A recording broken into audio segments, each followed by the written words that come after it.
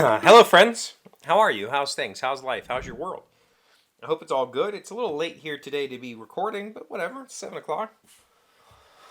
Um, I wanted to kind of take yesterday's topic where we talked about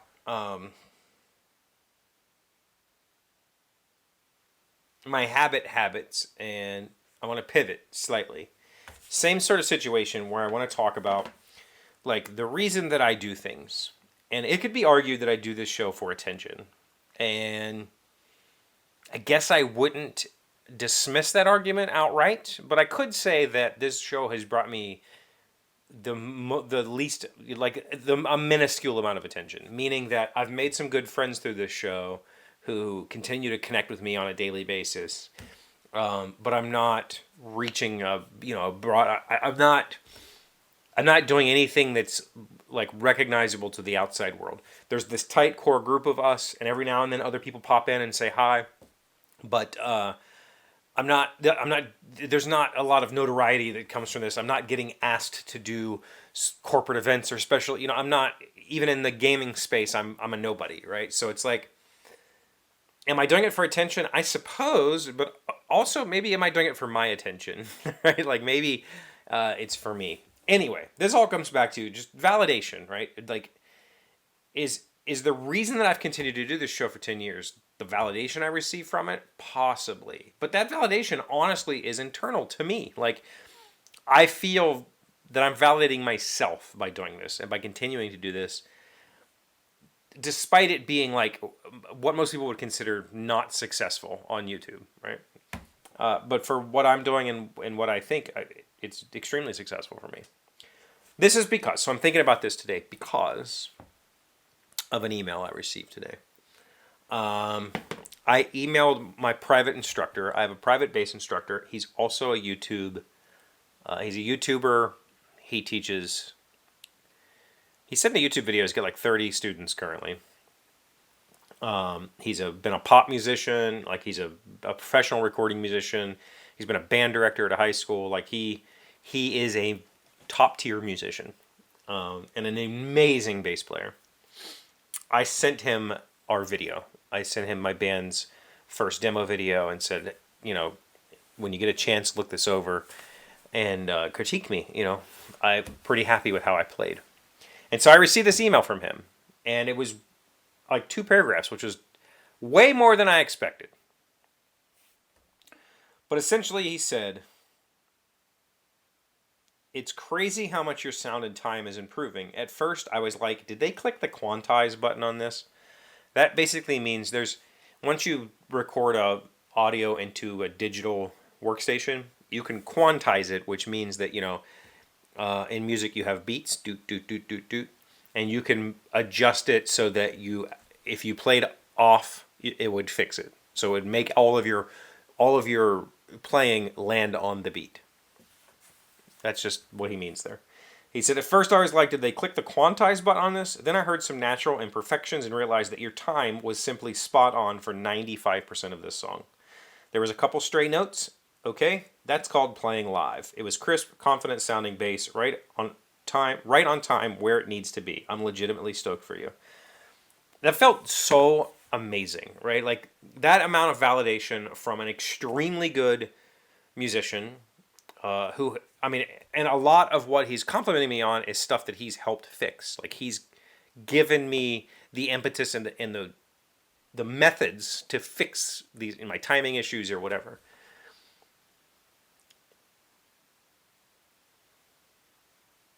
Am I playing bass for that validation? I guess that's the question. Like, I've said this before, when I bought my bass last year, I thought if I pick this up every day and fiddle with it for 10 minutes, in 5 years I'll be a bass player. My bandmate has told me that I was a bass player this past March. Like when I showed up to his house, I was already a bass player. I was already a better bass player than people he'd been playing with for decades. So it could be argued that I'm a bass player right now. I've already made it. I gave myself 5 years. I did it in less than a year. Well, now we're over a year, whatever. I still don't consider myself to be a bass player yet. Like, I'm not the person who's going to show up to your session and lay down a sick line for you and be able to help you musically figure stuff out. But I can play stuff competently. 95% of the time, I'll be on time, which is, I guess, remarkable.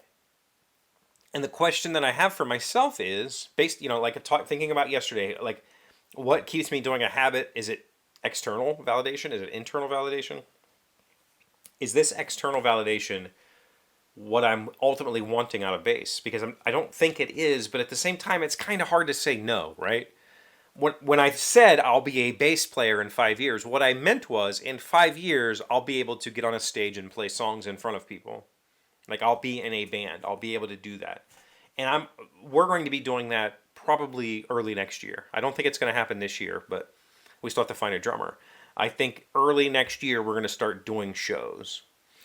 And I will be, in a year and a half or whatever, I will be playing shows. I will be a bass player on a stage. And is that goal of being a bass player on a stage the validation that I'm seeking? Is that what's propelling me? I'd like to think no. I'd like to think that I'm not trying to be a rock star or whatever. Obviously, I'm not. I'm playing jazz, but I'm not trying to be a star on a stage. But I am trying to play heartfelt, moving music that makes people want to dance, that makes people want to stop and listen, that makes people want to cry or whatever. And I want to be able to perform that for people. I want to be able to do that function.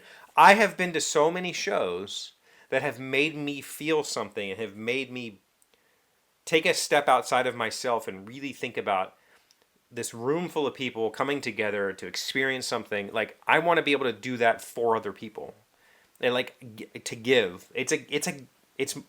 I think, like, internally, that's how I just, like, I'm not trying to be a rock star. I'm trying to be a musician. And I think there's a difference.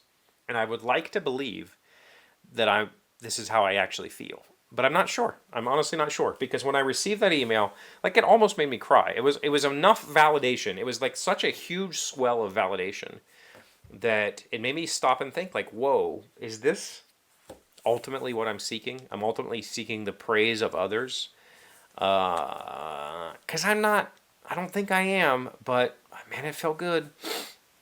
And I could see how that could be a very difficult trap to get out of once you've fallen in it, like the praise of others. And I don't want to fall in that trap, so I have to stay cognizant of that.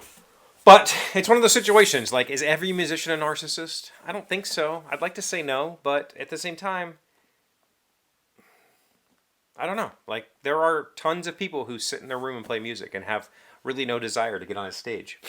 I actually desire the getting on the stage part. And it doesn't have to be like, when I say get on the stage, I just mean get up in front of other people. That could be 2 people.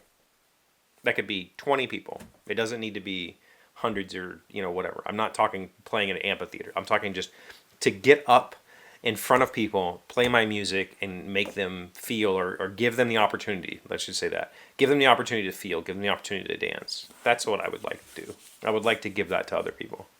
So I don't think that the validation is what I'm ultimately seeking, but it feels really good right now. Makes me just stop and ponder, like, what is this all about for me? I'm not sure yet, but I'm going to keep playing and I'm going to find out.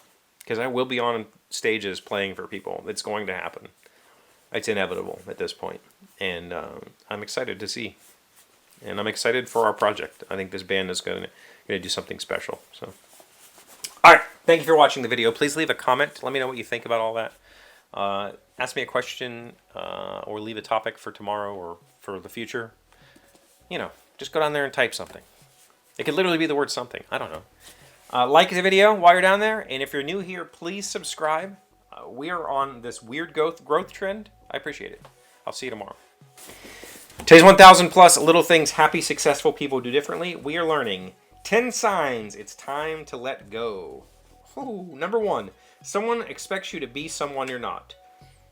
Don't change who you are for anyone else. It's wiser to lose someone over being who you are than to keep them by being someone you're not. It's easier to fill an empty space in your life where someone else used to be than it is to fill the empty space inside yourself where you used to be.